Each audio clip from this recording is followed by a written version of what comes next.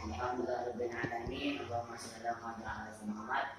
Alhamdulillah berjumpa lagi dengan kami dalam acara program bincang santai yang insya Allah penuh manfaat, kebaikan, dan insya Allah kebaikan senantiasa bersama kita.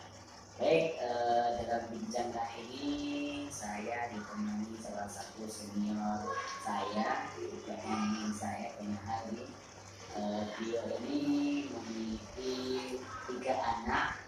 Anak yang pertama ini alhamdulillah yang lulus di salah satu pondok ternama Bogor, dan sekarang dalam pengajian. Anak yang kedua perempuan, insya Allah juga akan lulus di tingkat SMP, dan insya Allah akan melanjutkan lebih ke tahfidz. Anak yang ketiga insya Allah juga tidak lama juga akan menyusul ke akad. Oke, untuk perbincangan kali ini tentang kebahagiaan atau tantangan atau kok mau di zaman sekarang ini memberikan anaknya. Padahal banyak orang-orang yang mengatakan pondok itu kurang keren, dan sebagainya. Beliau membuktikan bahwa saya tetap anak-anak pendidikan yang terbaik adalah di pondok, karena memang lebih berakhlak, lebih agama untuk bekal orang tua baik dunia hingga akhirat. Baik, langsung saja kita sambut beliau. Assalamualaikum Pak Diando. Nah, sehat kabar keluarga? Alhamdulillah. Alhamdulillah. Sebelumnya terima kasih Pak Dianto sudah berkenan hadir di tempat stadion kami ini untuk sama-sama berbagi manfaat, berbagi kebaikan. Semoga apa yang kita lakukan ini dinilai sebagai ladang dakwah amal kebaikan kita. Amin. Baik, Pak Dianto, terkait topik kita yaitu tentang apa sih kebanggaan memondokkan anak. Ini karena memang zaman sekarang ini kan banyak orang mengatakan ini hanya sedikit di pondok itu ya gaul, kupol, bahkan mengatakan nanti cari kerjaan itu sekarang sudah dunia. Cari kerjaan kalau di pondok ini kan susah nanti mau makan apa gitu kan. Sebenarnya itu ya kan banyak macam seperti itu di di masyarakat kan seperti itu. Apalagi zaman sekarang ini kan dunia pendidikan, cuma di pondok itu kan kita lihat banyak kasus-kasus yang luar biasa ya. Jadi semakin memperterus, semakin orang nggak senang dengan pondok ini semakin senang gitu kan. Waduh juga seperti itu kiainya, ustadznya juga seperti itu. Tapi alhamdulillah jadi kan kita mempunyai kebanggaan, merasa bangga itu ketika anaknya itu di pondoknya. Apa tujuan sebenarnya memberikan pendidikan anak di pondok pesantren? Alhamdulillah, terima kasih Ustaz.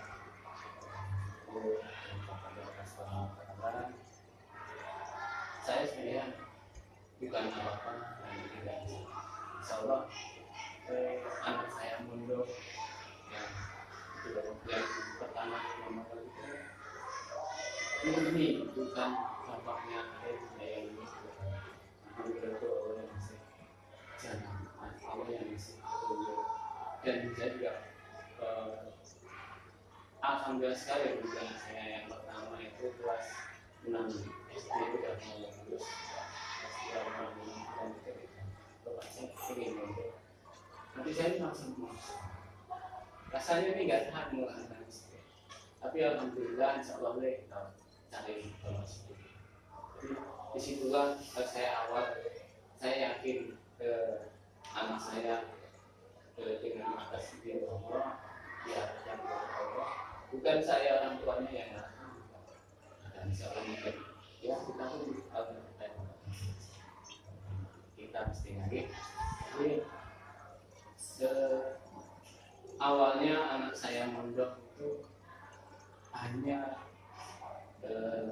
ada teman dan itu terus terang anak dari bapak Ustaz Otong dulu mondok di Tasik, dan keluarga saya tuh di kampung di Sragen ya. Anak saya diminta kalau di Tasik sana saya arahkan sana kemudian itu bukan kekuasaan saya Ustaz. Demi Allah itu Allah yang membimbing. Jadi alhamdulillah saya ikhlaskan di Tasik sana selama 3 tahun telah sedikit dapat ilmu dari Tasik sana di pondok pesantren di kampung Hidayah ya, itu pondok pesantren alumni pondok juga. Jadi anak saya begitu mau lulus minta bapak saya minta bapak supaya dari sini tidak pindah kemana tidak pindah pondok terus saya ingin punya cara tambah kemudian kita cari dulu seperti apa nanti doa sama Allah silahkan itu saya kasih keluasan bahasa jadi saya cari informasi alhamdulillah saya ada informasi karena pondok asalnya adalah alumni Gontor jadi biar nyambung secara kurikulum dan kemudian bisa nyambung juga. Saya tanya saya gimana kalau belajar ya Pak, mana Pak dengan semangat saya kata alhamdulillah dengan kita dari Tasik Malaya kemudian daftar alhamdulillah ke Gontor di situ Ustaz masya Allah melihat di pondok pesantren itu ribuan orang luar biasa. Saya sampai dalam arti itu bisa nggak saya nanti mengatakan saya di sini dalam arti ingin bersaing maaf ya. Jadi alhamdulillah waktu itu kita ikuti proses pendaftaran dan waktu itu harus langsung ke pondoknya langsung ke pendaftarannya. Setelah pandemi ini mungkin pendaftaran secara online itu tesnya baru langsung. Jadi alhamdulillah dengan berdebat saja rasa beban menunggu hasil pengumuman pusat belum dipanggil, pondok 2 belum dipanggil, 3 belum dipanggil juga. Saya sudah itu jangan-jangan anak saya nggak terima. Tapi alhamdulillah dipanggil juga anak saya umurnya dan penempatannya alhamdulillah Banyuwangi.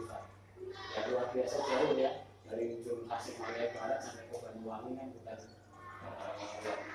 dekat tapi itulah Gontor. Alhamdulillah atas izin Allah dan saya sudah diterima Gontor dan 1 tahun di Banyuwangi. Setelah di Banyuwangi, alhamdulillah setiap tahun kan Gontor itu menempatkan santri yang nggak bisa kita buat. Ustaz atau Kiai mohon anak saya dipindah ke pondok sini yang lebih terdekat nggak bisa. Jadi itulah perbedaan. Jadi 1 tahun di Banyuwangi dan kembali ditempatkan di pondok besar. Alhamdulillah. Sebenarnya sudah lulus ya. Alhamdulillah sekarang lulus sampai sudah pengabdian sekarang. Ini memang kembali mulai kemauan sendiri nih. Alhamdulillah mulai kemauan sendiri. Atau sebelumnya sebenarnya dengan ini sudah punya anak memondokan gimana itu? Kalau itu insya Allah setelah kita nanti bikin perbaiki ya. Kalau saya mau ini, soalnya orang nanya orang seperti apa nggak ada perbaikan. Berarti memang dari awal sebenarnya sudah ingin anaknya mondok. Dalam anaknya itu ada kemauan sendiri, jadi memang sesuai dengan keinginan orang tua, jadi campur gitu. Sebelumnya memang pernah dengan pancing dulu nanti kalau ini mondok harus seperti apa sebelumnya itu? Tidak pernah saat mungkin dari Ustaz sebelumnya yang mengajar dia untuk TPA. Jadi bisa jadi ini doa orang tua dan atas bimbingan Ustaz juga. 3 bulan itu seperti itu.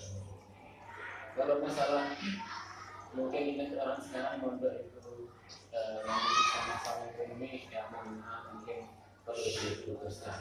Dalam artian masalah ekonomi itu jauh sekali kan.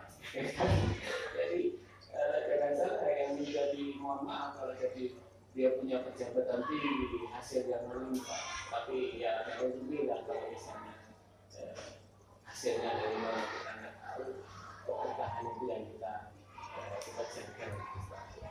Terus anak yang kedua ini juga kemauan sendiri atau keturunan orang tuanya. Alhamdulillah, Ustaz. Alhamdulillah.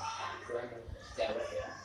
Dia juga sudah kemauan sendiri. Dan intinya kemungkinan motivasi dari kakaknya juga bisa melihat dari kakaknya bisa enak seperti itu ya. Karena begitu anak saya di pondok di luar pulau, dan jadi dia kalau liburan bisa pernah ke sana, masih ada pengalaman. Jadi mungkin adiknya pengen seperti itu. Dan saya tanya, Manda di sini atau di mana?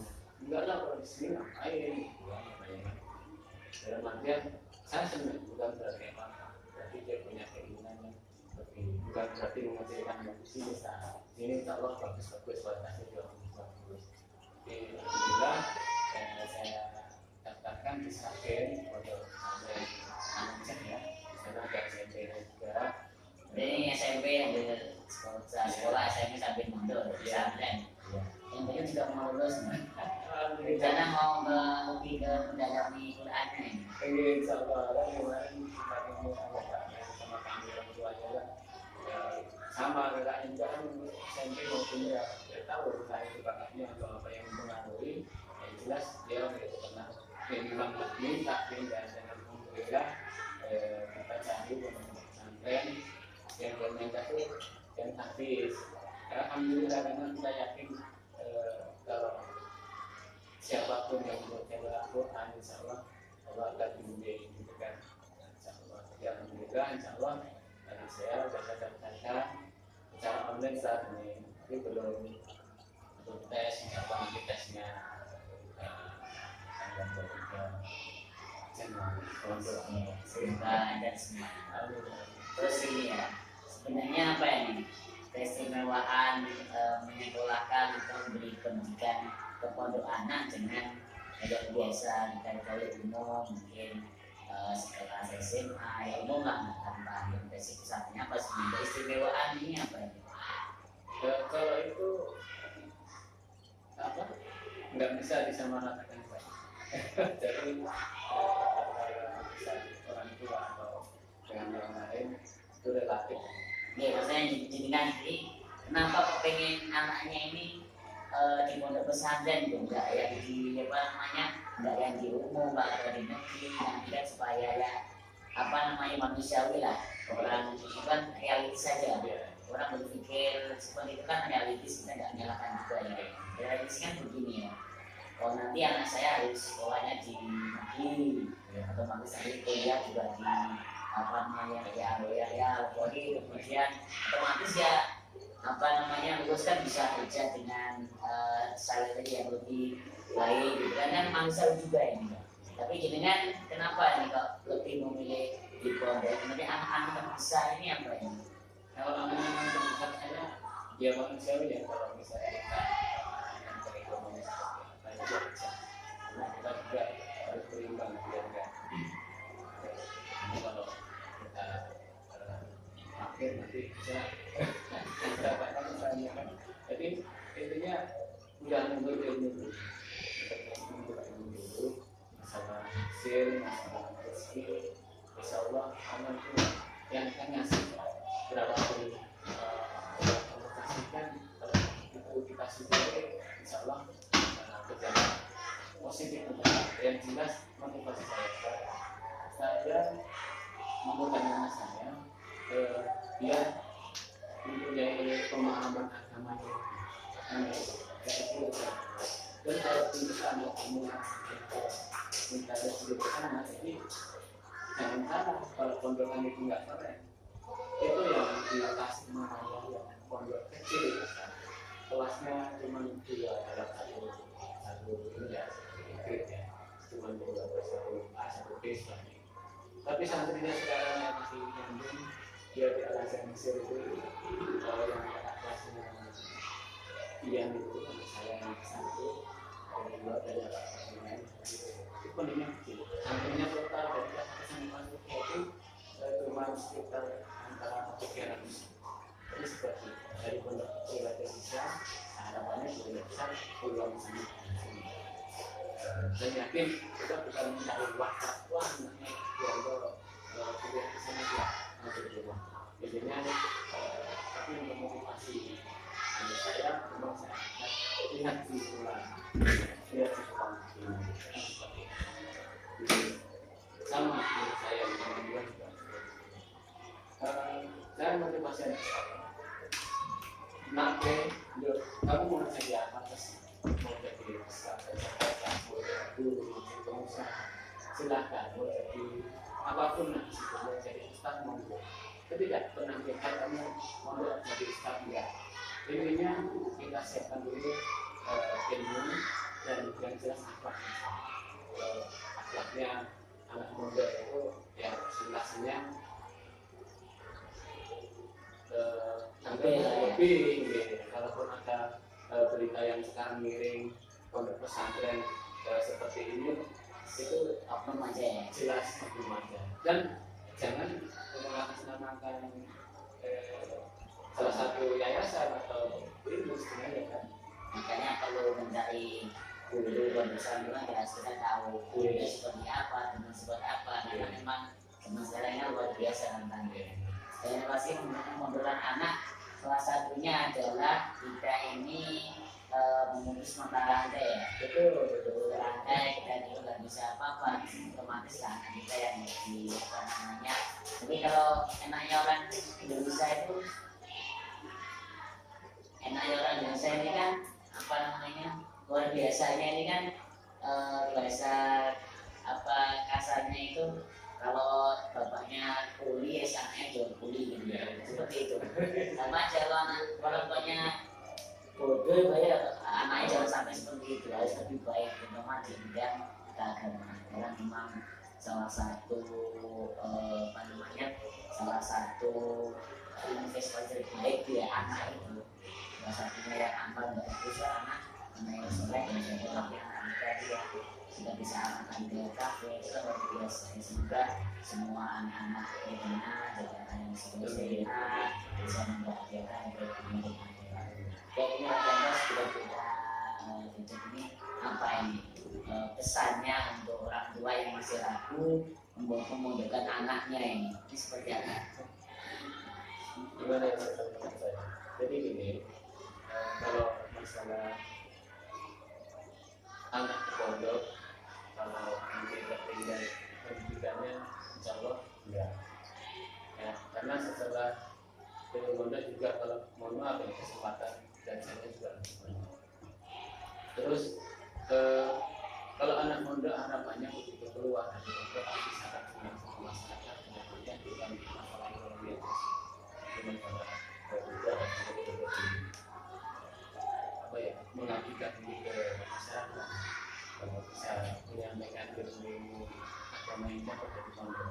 Terus karena real, kalau di masyarakat tidak ada orang yang tahu masalah agama akan timbul seperti itu. Hal itu dia kamu pak saya sangat dibutuhkan kalau kamu yang kedua kalau punya unit bahwa di pondok pesantren mahal itu mungkin mesti dipikirkan lagi karena tidak semua pondok pesantren itu mahal. Ya banyak juga yang mahal itu karena mungkin dari fasilitas. Sedangkan kita tujuan anak muda itu ya pertama kemandirian jadi seandainya nah keluar tahu kayak tidak yang sesuai santri tidak sesuai kebutuhan santri dan itu harapannya bisa menjadi anak yang baik kan.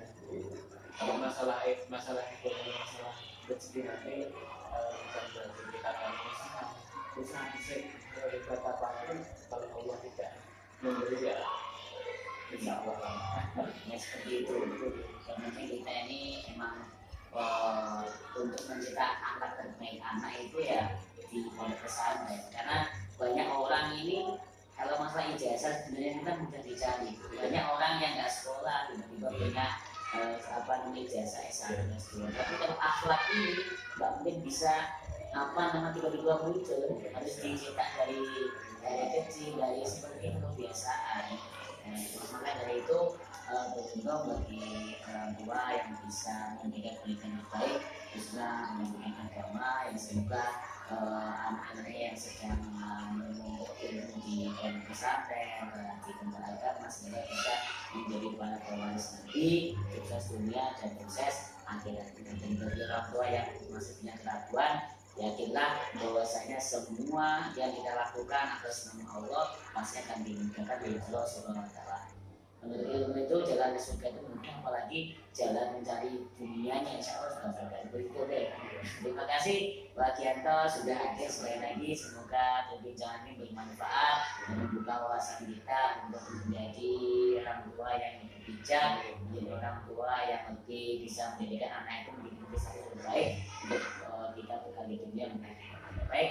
Begitu perbincangan kita, kurang lebih mohon maaf. Wassalamualaikum warahmatullahi wabarakatuh.